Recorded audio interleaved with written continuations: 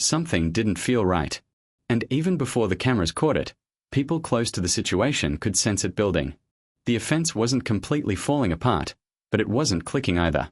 It was that uncomfortable middle ground where nothing looks obviously broken, yet everything feels slightly off. Timing was just a step late. Routes didn't quite match the quarterback's expectations, and drives that should have turned into big moments kept stalling out at the worst possible times.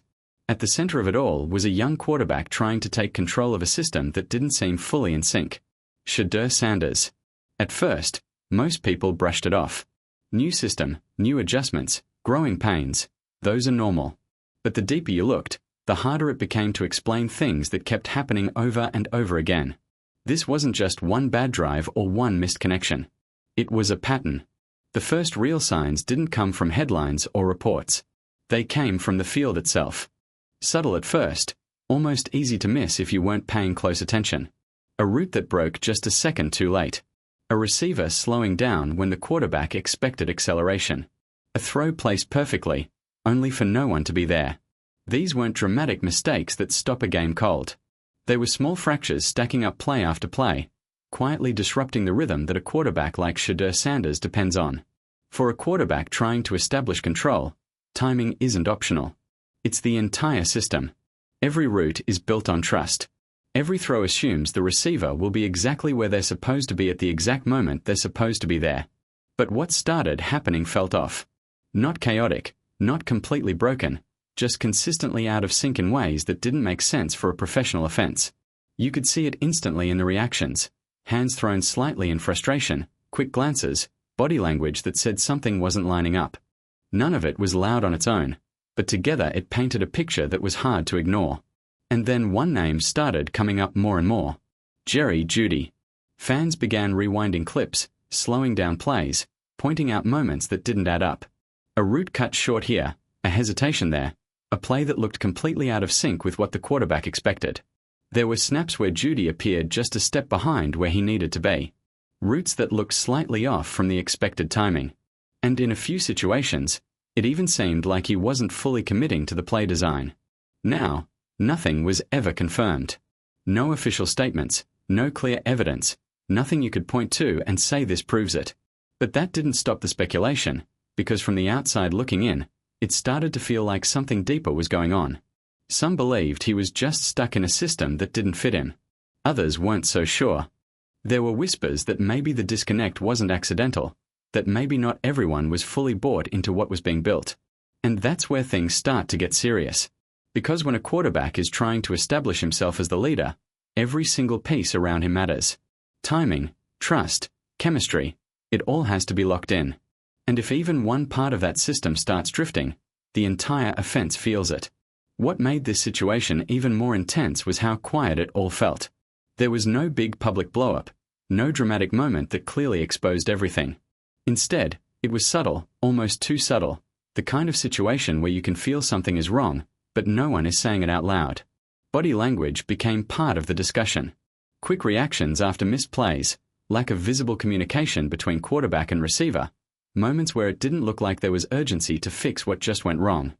These aren't things that show up on a stat sheet, but they're the kind of signals fans pick up on when something feels off. People weren't just questioning execution anymore. They were questioning intent. Was this just a struggling offense trying to figure itself out? Or was there something happening behind the scenes that fans weren't supposed to see? Once that speculation started spreading, it didn't take long before the narrative grew into something much bigger than just a few broken plays. And if those suspicions were even partially true, then this wasn't just an offense struggling to find rhythm. This was a locker room problem waiting to explode. Then came the shift that changed everything. The arrival of Todd Monken wasn't subtle. This wasn't one of those quiet coaching transitions where things slowly evolve over time. Monken came in with a clear identity and an even clearer message. Whatever had been happening before was over. No more confusion, no more inconsistency, no unanswered questions about effort, execution, or accountability. Routes weren't just being run, they were being demanded with precision. Timing wasn't just encouraged, it was enforced. And that matters more than people realize. Because when an offense has been dealing with subtle breakdowns, the fastest way to expose the truth is structure. In a loose system, mistakes can hide. In a strict one, They stand out instantly. Suddenly, the same kinds of issues fans had been debating started getting addressed directly. Not publicly, not with dramatic statements, but through action. Players were being evaluated differently. Roles were being questioned, and more importantly, expectations were being raised across the board. It wasn't about potential anymore. It was about execution. The message every player had to answer became simple. Can you operate at this level or not? That's when the first real statement move arrived. The signing of Tylan Wallace wasn't about star power. It was about trust. Wallace wasn't brought in to dominate headlines or demand attention. He was brought in because Todd Monken knew exactly what he was getting: familiarity, discipline, and most importantly, reliability. There were moments the previous season where every punt return felt like a risk. Fans held their breath, unsure if the play would end in a gain or a mistake. That kind of instability doesn't just affect field position, it affects confidence across the entire team. For a quarterback like Shedeur Sanders, that kind of reliability changes the game. When you know your receiver is going to hit the right spot at the right time, you play faster. You trust your reads. You stop second-guessing. But this move wasn't just about helping Shedeur. It was about sending a message to everyone else.